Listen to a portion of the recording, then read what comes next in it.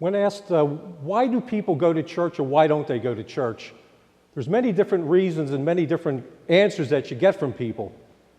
But one of the things I'm going to talk about is a lot of time the people on the outside of the church don't go inside the church to find out what's going on, is because when they ask somebody who goes to church, why do you go to church? They don't have a good answer. Or what is your relationship with God? What does God do for you?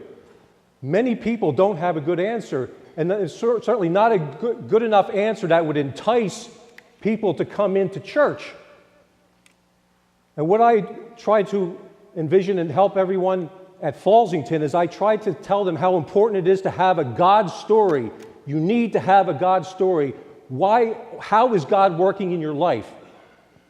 And what does God do for you? I try to give them a feeling of not to be afraid to speak out. You need to have a story, and you need the confidence, and you need the confidence in order to promote to Jesus on the outside. I'm going to read a passage from Matthew chapter 10, verses 29 and 30. He's trying to give his disciples the confidence and the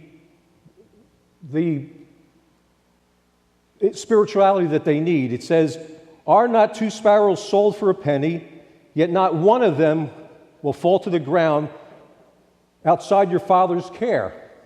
And even every hair on your head is numbered. So don't be afraid. You are worth far more than the sparrows." He was telling his disciples that they are special. They are special to God. They are special to the people around them.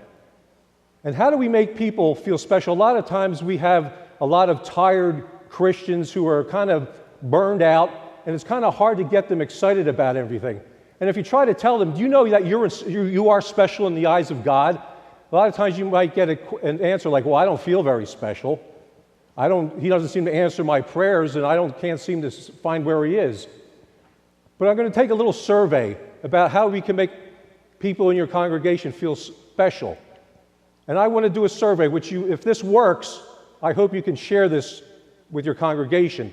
I want everyone to raise your hand if you're normal. If you're a normal person, raise your hand.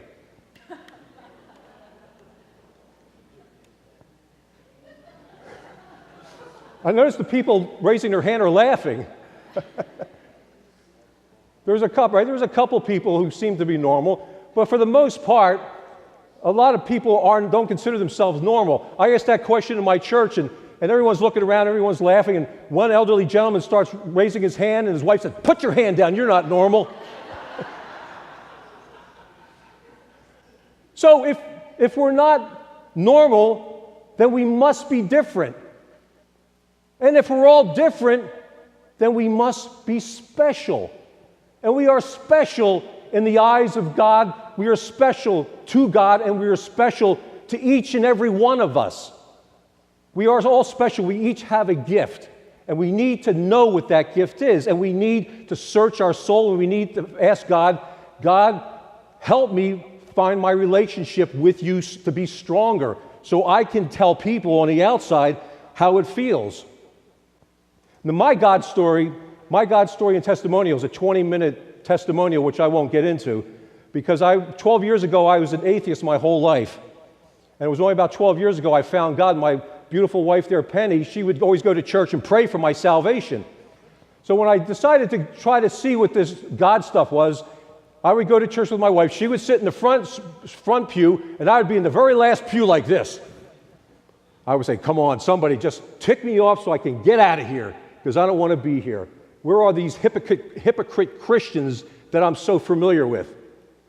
And luckily, I was at Emily United Methodist Church. I was not being judged. They welcomed me. They knew I was an atheist. And before I knew it, I found God. And that's what brings me here today.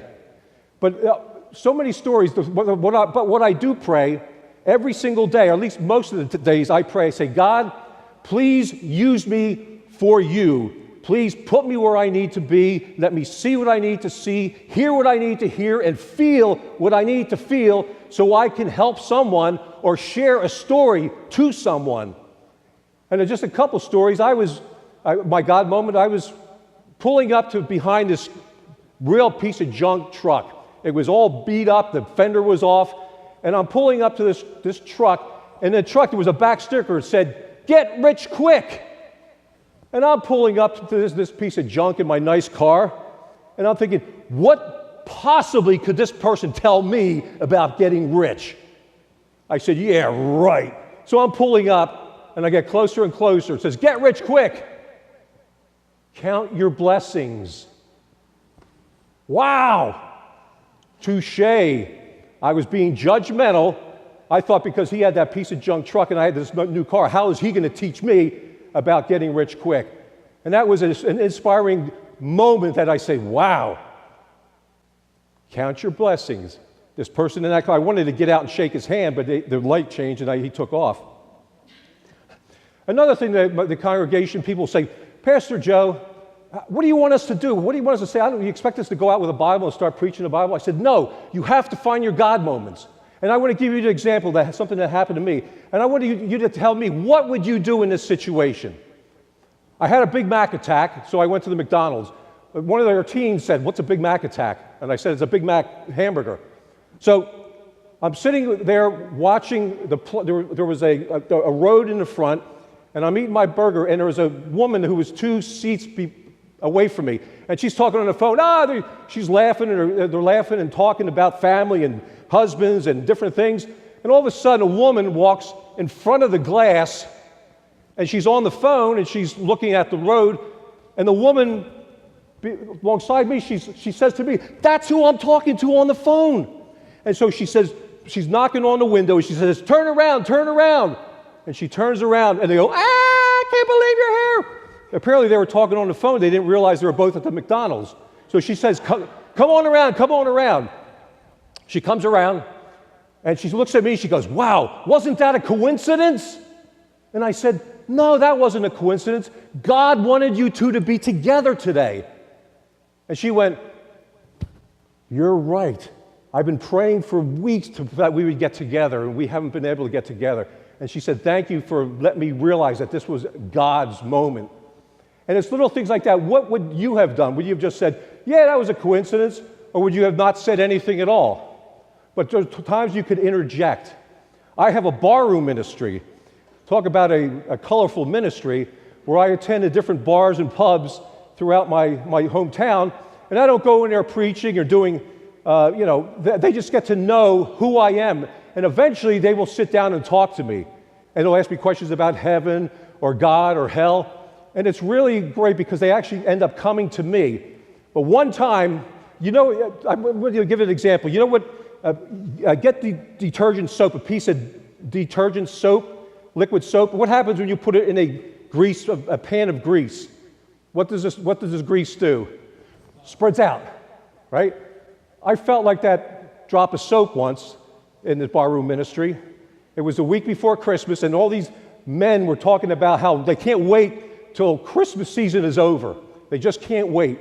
And they're complaining, and I said, excuse me, I said, if you really want to know the true meaning of Christmas, I'm holding a Bible study at my house tonight on the true meaning of Christmas. And they just spread out. They just spread out. And I was actually sitting there, and I actually felt like that drop of soap and all that grease that just went away. But the most important thing is keeping focus, keep our eyes and focus on Jesus.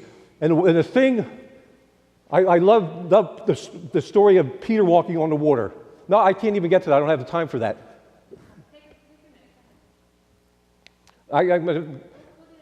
Okay, all right. When you think of Peter walking on the water, when they said they saw the ghost, they saw Jesus, they thought he was a ghost. All were terrified. And they all cried out. And what does Jesus say? Take courage, do not be afraid. And Peter is staring at Jesus, and Peter says, Lord, if that is you, tell me to come out to you. And he says, come. And Peter's eyes still fixed on Jesus. He gets out of his boat, And he comes to Jesus, and he's walking, he's got his eyes on Jesus, and what happens next? He starts doubting himself. Here's the wind, and he sees all the waves, and he starts sinking. He goes, help me, Lord. The Lord reaches out his hand, and he says, you have little faith, because he took his eyes off of Jesus. And I try to keep my eyes on Jesus as much as possible. I have a breath prayer. It's called, I said it probably 100 times today, Jesus, draw me close. Jesus, draw me close. And there's a beautiful song called Jesus, Draw Me Close. It's very short. I'm going to sing the song through once, and if you want to join me, please join me with Jesus, Draw Me Close. Jesus, draw me close, closer, Lord, to you. Let the world around me fade away.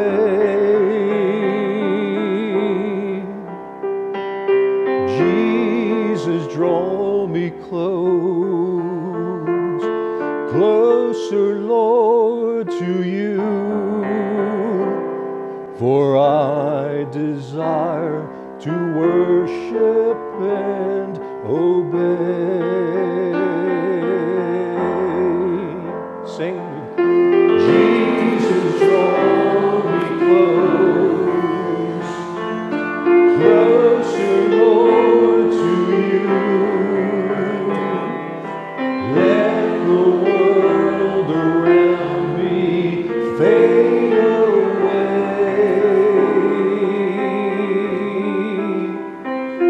Jesus, draw me close, closer, Lord, to you. For I desire to worship and